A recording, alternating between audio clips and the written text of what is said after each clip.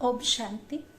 आज का टॉपिक है, क्या हम आध्यात्म से या ज्ञान में चलते हुए व्रत या पूजा पाठ या मंदिर जाने का जो होता है किसी के मन में, क्या उन सब चीज़ों पर वर्जित होता है या उन सब चीज़ों पर परमात्मा ईश्वर रोक लगाते हैं।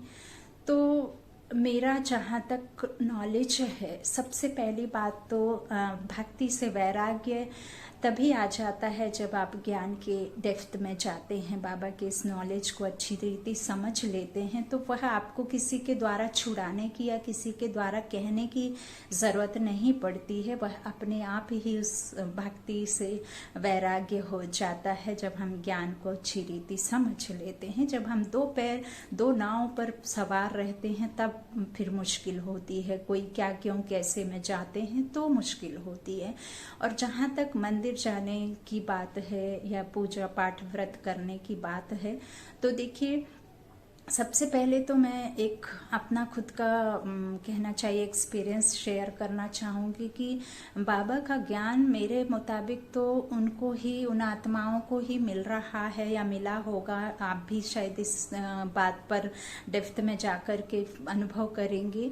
तो जिनका भक्ति मार्ग में कोई इष्ट होगा, इष्ट माना किसी एक को आपने माना होगा। जैसे मेरा इष्ट तो हनुमान जी थे। जब से मैंने अपना होश संभाला था, जब से मैंने पूजा पाठ में या मैंने भगवान के प्रति आस्था जागी थी, तो कहीं भी किसी भी मंदिर में जाती थी, कहीं भी जाती थी, तो मुझे हर एक में वही मुझे दिखते थे, सिर्फ और सिर्फ हनुमान जी में। और सुबह से रात तक मैं कम से कम कई बार, हजारों बार हनुमान चालीसा ऐसे ही मुझे रट गया था। तो मैं दिन रात करती थी। मैं कहीं भी जाती थी, किसी भी मंदिर में, बड़े बड़े मंदिर में भी अगर कभी गई, मौका पड़ा, तो मैं सिर्फ उनको ही, अपने इष्ट को ही याद करती थी। लेकिन उनको ही मुझे लगता है जो एक को इष्ट को जिनको मानते हैं उनको ही शायद ज्ञान जल्दी मिलता है, जास्ती भक्ति जास्ती ज्ञान। अब जास्ती भक्ति ऐसे नहीं कि आपको किसी ने कहा कि दुर्गा के पास जाओ तो ये काम बन जाएगा, कृष्ण के मंदिर में जाओ तो ये चढ़ोतरी चढ़ाओगे तो ये काम बन जाएगा, गणेश को मानो दूब चढ़ाओ, ये चढ़ाओ वो चढ़ाओ। तो संसार की बातें अलग अलग मत होते हैं कि ये कुल देवी के पास जाओगे तो ये इधर बहुत अच्छा, मनसा देवी, ये देवी। तो अनेक प्रकार की उलझने और अनेक प्रकार के उनको जो है क्वेश्चन और अनेक तरह से उनको उसका जो है उपाय बताने से वो जहाँ भी चल पड़ती, क्योंकि दुखी आत्माएं होती हैं, परेशान आत्माएं होती हैं, तो वो जल्द वहाँ चल पड़ती हैं। उनका इष्ट पर फिर विश्वास भरोसा हिल जाता है, डगमगा जाता है, क्योंकि वो ऐसी परेशानी दुखी में रहती हैं। तो वो जल्द ही किसी की बातों में आ जाते हैं, है ना, उलझन में फंस जाते हैं। उसका मेन कारण है कि आपका जो है चारों तरफ बुद्धि चलना और एक जगह नहीं रहना, उसका मेन कारण वो भी हो सकता है।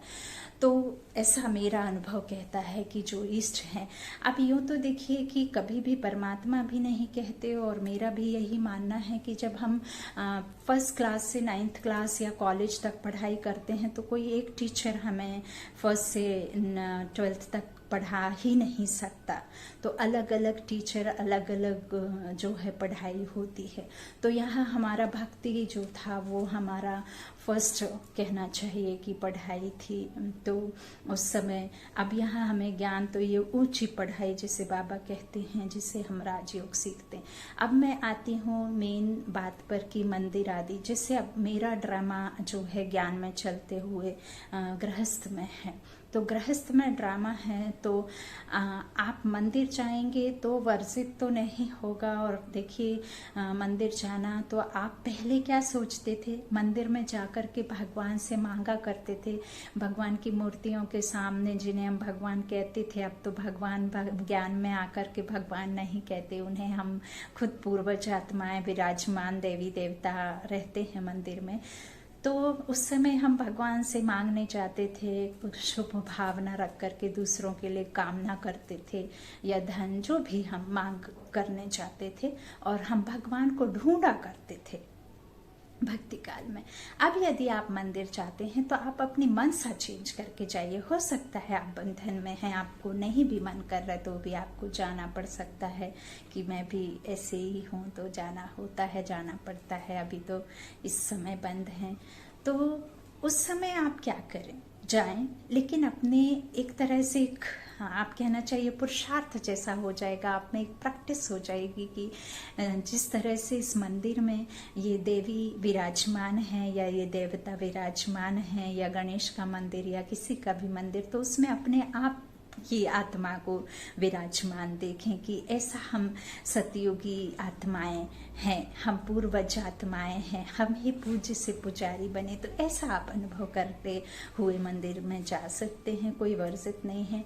अब आते हैं कि व्रत की बात जहाँ तक है, तो व्रत तो पहले हम किया करते थे, तो वही सेम बात आती है कि व्रत रखने से भगवान खुश होता है, ये होता है, वो होता है, हमें जो भी हमारी मन्नत होती है, कामना होती है, वो उसकी पूर्ति हमें व्रत से हो जाएगी। ऐसा हमारा भक्ति काल में था। लेकिन ज्ञान में जुड़ करके हम व्रत तप जो भी है तो उसके मायने बदल गए हैं, मीनिंग बदल गई है। मीनिंग कैसे बदल गई?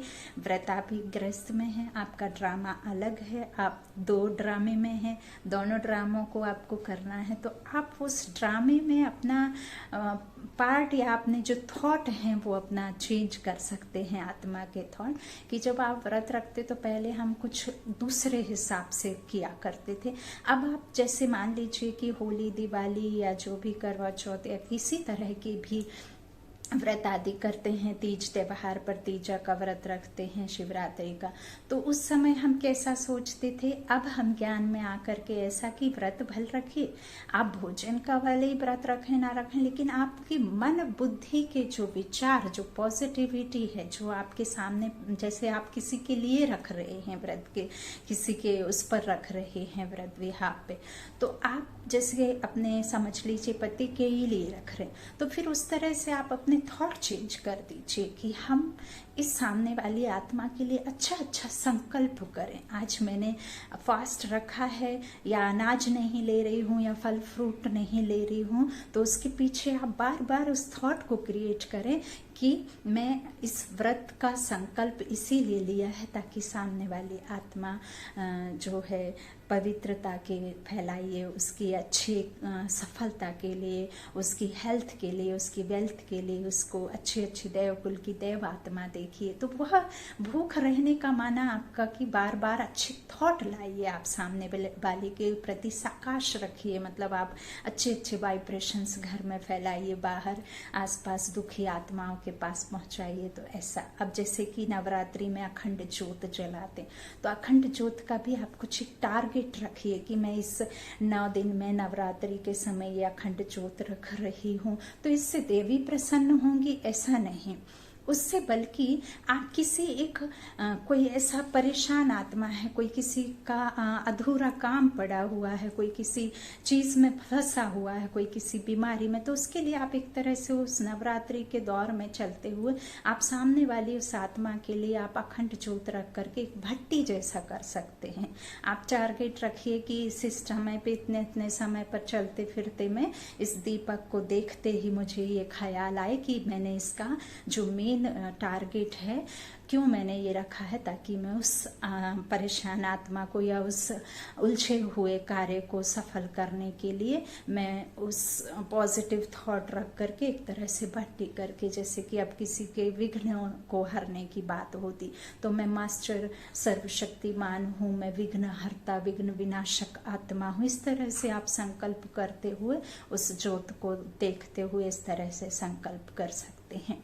अब बात आती है पूजन की या इस तरह से कोई घर में करने की, तो वो भी आप उस थॉट को, जो भक्ति काल का थॉट है, मांगने का थॉट है, ईश्वर को ढूंढने का थॉट है, उसे हटा करके आप आराम से करके एक पुरुषार्थ जैसा, एक योग जैसा, एक अपने आप को उस जगह पर रख करके कि मैं समझिए कि जैसे यज्ञ में आप कुछ आहुति डाल रहे हैं हवन में, तो आप हवन के साथ साथ सिर्फ स्थूल चीजों का, उन झूठी चीजों का हवन मत कीजिए।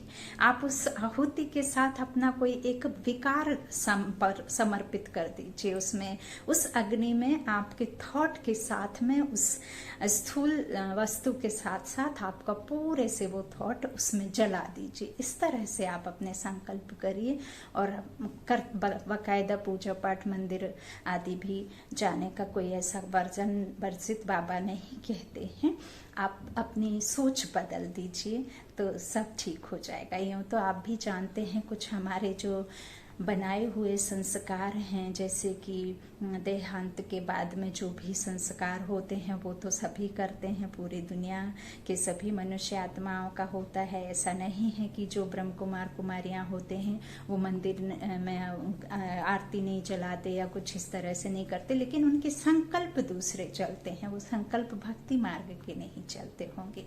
जैसे जब शुरू में मैं कुछ ऐसा फास्ट का कुछ डाल दिया करते थे तो कोई भाई बहन मूंझ जाते थे कि हाँ फिर ये ज्ञान में कैसे जुड़ सकते हैं यदि इनके मन में इस तरह से पूजा पाठ का है। तो देखिए, पूजा पाठ करने का मतलब पहले और ज्ञान में आकर के मायने बदल जाते हैं, मीनिंग बदल जाते हैं, उसके अर्थ बदल जाते हैं, उसके संकल्प आपके मन में दूसरे चलते हैं, क्योंकि हम डबल ड्रामा में है तो हमें यह ड्रामा भी भली भांति निभाना है। लेकिन बाबा ने जैसा कि कहा है कि ये गुप्त रीति, बाबा को याद करना गुप्त ज्ञान है, तो आप गुप्त रीति सब अपने करते रहिए, बाबा की याद में टिके रहिए और आप सब कुछ कीजिए, लेकिन आप बुद्धि और जो मन बुद्धि से बाबा के साथ में जुड़े रहिए। यही बाबा का कहना है।